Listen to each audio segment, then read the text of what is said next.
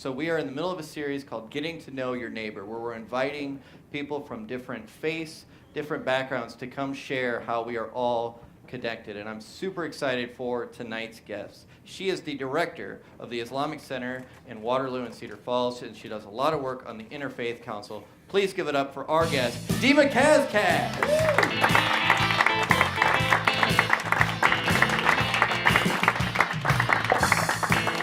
So right. So John, is Anderson Cooper's coming tonight? Maybe he's busy, I guess.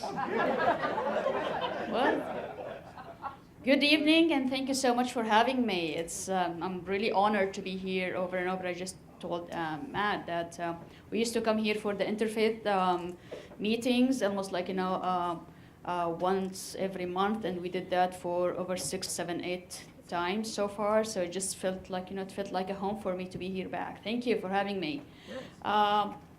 Okay, we are going to start with a brief introduction about Islam, where it just keeps getting challenging for me. People call me, well, can you speak for 5 minutes about Islam? So, okay. Sometimes, can you speak about women in Islam for 3 minutes? It just gets so challenging. So right now, I'm going to present my whole faith in 15 minutes. So if you have any questions, probably don't ask me anything. Okay. So what is Islam? We are going to speak briefly about what's Islam, what's faith, what is beautiful. Next. So, we have a hadith of Gabriel, the angel Gabriel. The Judaism and Christianity and Islam, they share almost there's so much similarities between these religions, the monotheist religions. And Gabriel is one of kind of the cornerstone in these three traditions. So we have a belief that hadith, it's mean the sayings of the prophets, where we took it as an authentic and guidance for us to learn about. Just like, you have the saying of Jesus, we have the saying of the Prophet Muhammad. So hadith is mean that it's something happened to the Prophet and then he reported to us. So what happened on that day, what the Prophet says, the hadith of Gabriel, that Muhammad, the Prophet Muhammad, he was seated with his friends. And all of a sudden, with his companions, and all of a sudden somebody came to him. And in that environment, we are talking about the 7th century in Arabia, desert. So somebody walking with long black hair, wearing white clothes, and does not look like he's a traveler. He's a strange, but he does not look like a traveler. And then he sat next to the Prophet Muhammad, and then he told him, tell me, what is Islam, what's faith, and what's beautiful? So he started with this, what's Islam? And then the Prophet responded to him. He said, you should bear witness that there is no God but God, and that Muhammad is the God's messenger. Perform prayers, pay the almsgiving, fasting Ramadan, and make the pilgrimage to the house of Allah if you find a way.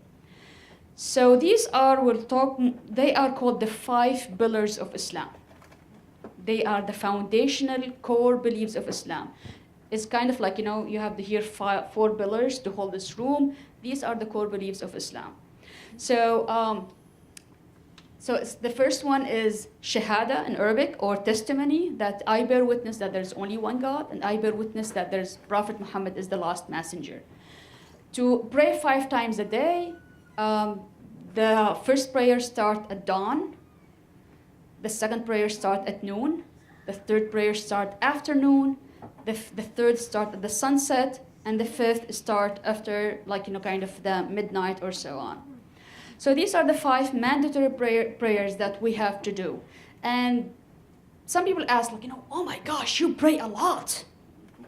Well, yes, because we want to be connected to God 24/7 if we could do.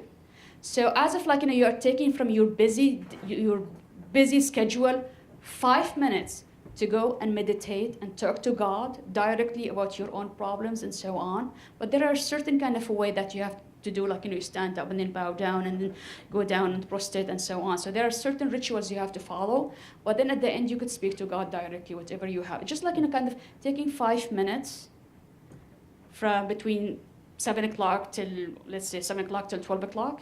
you have a busy, hectic schedule. You just need 5 minutes to meditate. So you take that and then you talk to God and then you go back to your work and you resume your work again. Charity, you have to pay 2.5% of your annual income. That is the extra money that you have in the bank that you did not use for almost a whole year. So you make the calculation, these are an extra, and then you give it to certain criteria. There are certain people who receive this money. Fasting, which is probably some of you heard that month, is called Ramadan.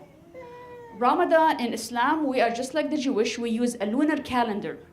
So it's the 9th month in the lunar calendar, and our Islamic calendar moves forward 11 days. So it's not static. It just keeps moving, rotating. So the month of Ramadan last year was May 17 or May 16. This year, in the 2019, it's going to be May 4th or 5th. So it just moves forward 11 days. So by doing that, so we could observe that Ramadan or the other months will just keep going all around the season, the 4 seasons. So when we do the fasting, it's kind of a spiritual camp we go through to cleanse ourselves, to think about ourselves and actions and deeds and others, to help them, our charity, our recitation of the Quran, our communication and relationship with others. So it's just like, you are becoming so cautious and conscious about how to deal with others. So you are entering that spiritual camp where you cannot eat or drink from, let's say, from dawn, 5 o'clock in the morning right now. If we are fasting right now, 5 o'clock in the morning, till probably 5 o'clock in the evening. So you don't drink, you don't smoke, you don't eat, there's no sexual relationship, you just no cursing, no bad things, no backbiting, and so on. You just feel that you are kind of an angel walking on earth. And then, you wish if all the years were like Ramadan, because it's just, I feel so good. Well, if you feel so good, try to be good in the other 11 days, 11 months. But it's a human habit. We go back to what we are born with. Anyway, if we are fasting during summer, probably you will fast from 5 o'clock or 4 o'clock till 9 o'clock or 9:30. Okay, so this is what we did a few years ago. Now the last one is to perform the pilgrimage to Mecca and Saudi Arabia. I'm not sure if some of you heard of something called Hajj. Higg. It's an annual pilgrimage for Muslims. It's an annual conference where there will be around between 2 to 4 million Muslims there. What they do is to go to that specific area, specific place where the shape is like a black cube, but the symbolic things, the spirituality beyond it is so deep that it goes back to as if we are tracing our foot to the Prophet Ibrahim. Because we believe that Prophet Ibrahim built that place with the help of his son Ishmael. And then also we follow the footsteps of our mother Hagar. Okay? So we go back into that journey that it happened thousands of years ago to follow their footsteps. So this is something we have to do it once in our lifetime if we could afford it physically and spiritually. Physically and financially, to increase our spirituality. Okay, so these are the 5 pillars of Islam where Angel Gabriel asked, what is Islam? Now the other question is, what's faith? The Prophet responded, faith is to believe in God, His angels, His books, His messengers, the last day, and the destiny, it's good and evil. These are the correct beliefs. So the 5 pillars are the correct actions. I'm doing actions. I'm praying and fasting and so on and so on. The faith is the beliefs. Nobody knows what I believe in. These are in my heart, in my mind, but I have to believe in them. So what does that mean? The 6th article of faith, believing in one God, believing in angels. Angels are creatures created from light, and they carry the commands of God, and they never disobeyed God. We don't see them, but all of us, we are surrounded by angels. believing in the revealed books, the Torah, Bible, the Psalm, and Quran. I cannot be a Muslim if I do not believe in the Torah, if I do not believe in the Bible.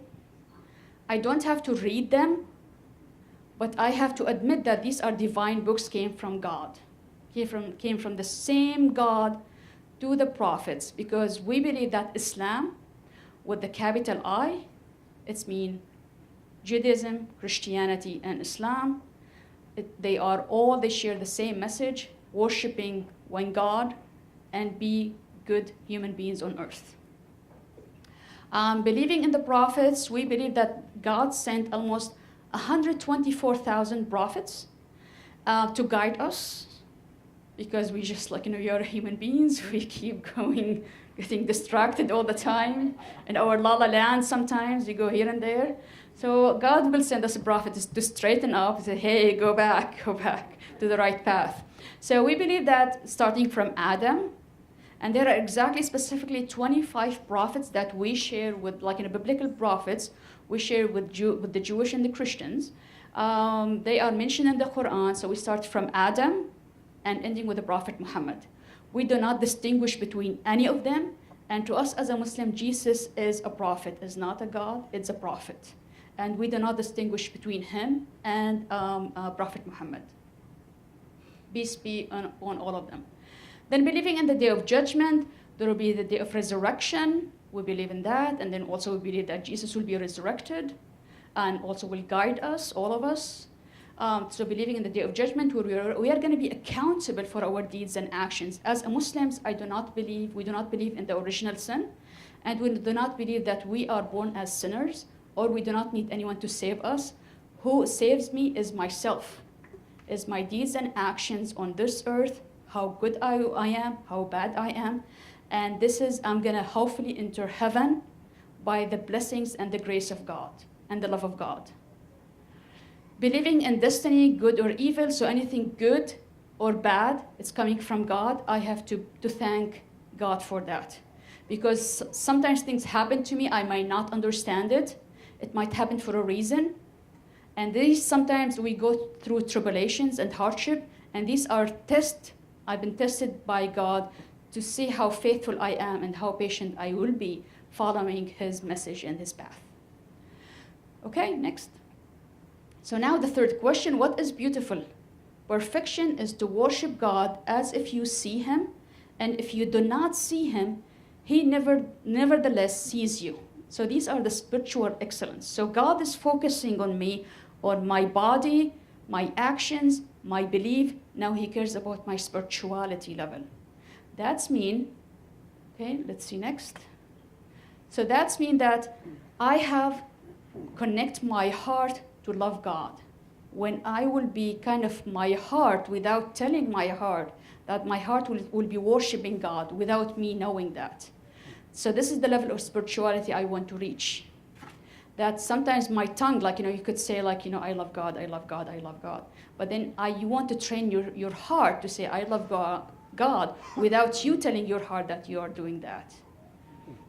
So this is so beautiful is just to be good, to be humble. And this is kind of the highest level that we want to reach, that level.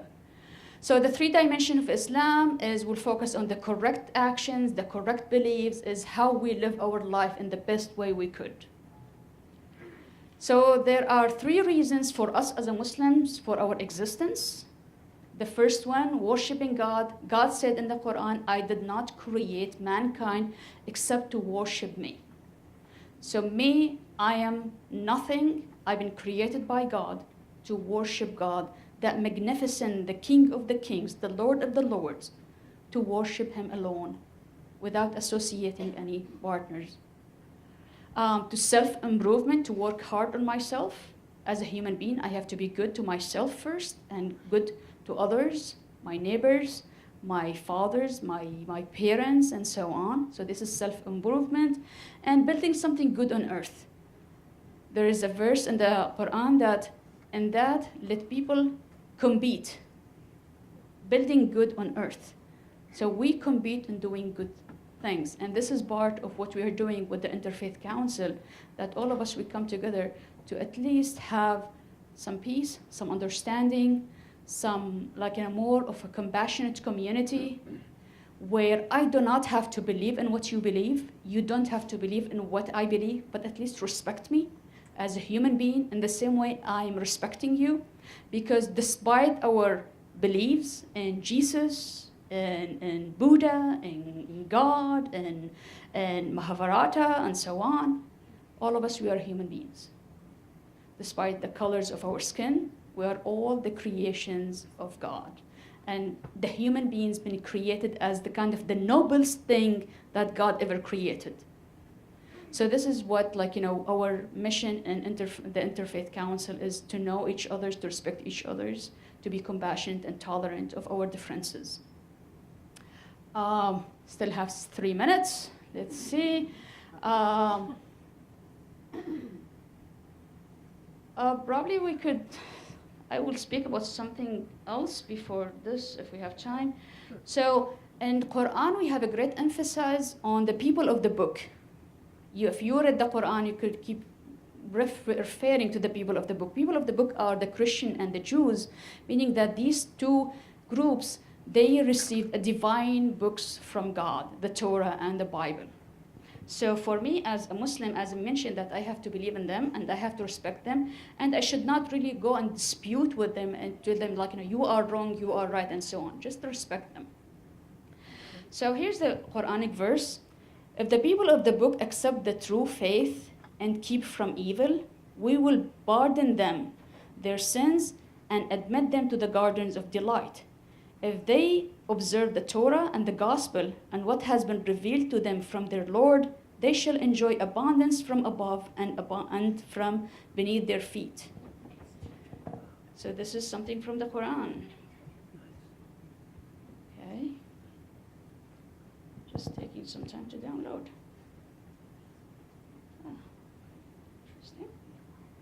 Okay, so now about the gospel and the Torah and the Quran. So God says, we have revealed the Torah in which there is guidance and light. And after them, we sent forth Jesus, the son of Mary, confirming the Torah already revealed, and gave him the gospel in which there is guidance and light.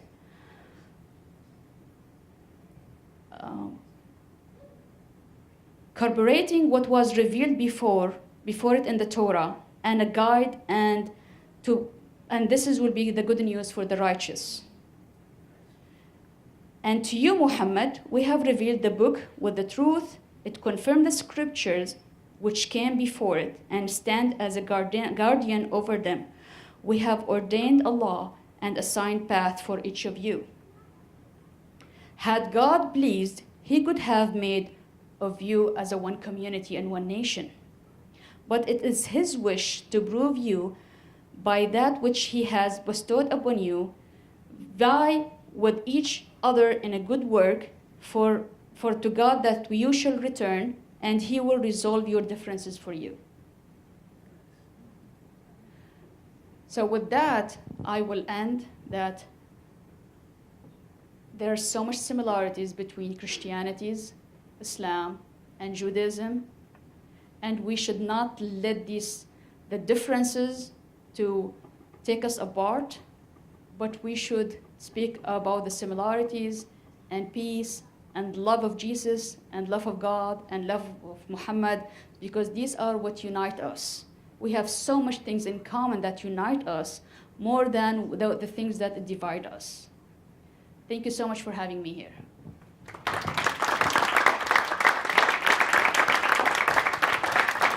Give it up for Dema Kazkaz.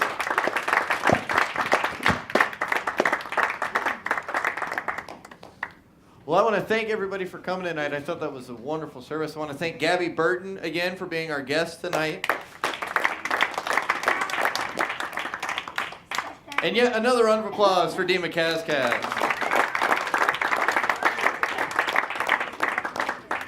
It's great timing doing this Get to Know Your Neighbor series. The Methodist Church is in the middle of some tension, and our pastors have been leading us in crucial conversations over the next few weeks about how we can be in communion with one another if there are disagreements.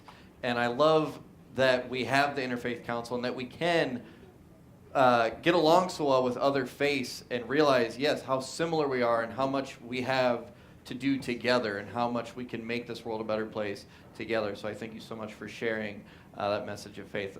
I know it's First Corinthians. I think it's chapter 12 talks about one body in the Bible, and it talks about we are one body and how there's no part greater than any other part, and we need all parts of the body to work. And I look at that as us as a people. We need every single one of us together. We can't leave anybody out. We can't do anything without anybody else. So in communion with members of the Islamic faith and Judaism and all other faiths, we can really build something special. So thank you so much for coming tonight, and I pray that all of you take her word with you and think of ways that we can make this world so much better. So go forth with a wonderful message. Have a great week, and please be Christ for one another. Have a great night. Thank you, guys.